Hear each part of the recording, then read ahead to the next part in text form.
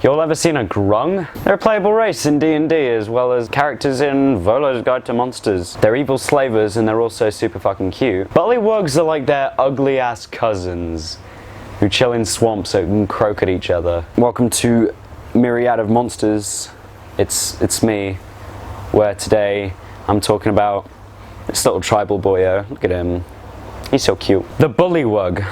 It's a funny name. This is the first large group of monsters I'll be telling you about, because before I've just yapped on about like an individual monster, like Steel Predator, Bone Claw, Silver Dragon. It's Bullywug time, the first group.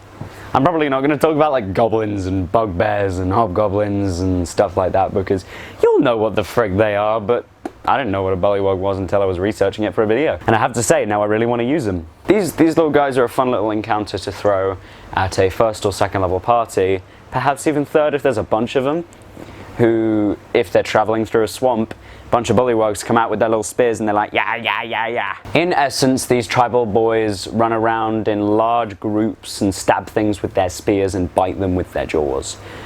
They're also mega cowards in a way. If you put like 2 of these up against a party of 4, you have done them wrong, because they do not go in groups that small. Their skin is like chameleons, except swamp chameleons, and they're frogs. Basically, they can camouflage their skin to fit in with the surroundings, so they're good at stealth in swamps because of their swamp camouflage trait. Now, these things are neutral evil. Want me to tell you why? Despite their 7 intelligence, these things pretend to be frickin' royals and follow a weird code made by their probably weird-ass leader. They are super competitive and like to lord their superiority over the other Bullywugs and compete to be the king or queen, which is funny as fuck. They're just the most disgusting suck-ups to have graced the earth. Now, Bullywug don't care if they kill their mates if they can get to the top of the chain. However, they know that it's kind of illegal within their code, so they won't do that unless it's very sneaky and quiet. And hey, if you manage to pull off a good murder as a Bullywug, that's one less person you have to worry about in the hierarchy to becoming the king or queen.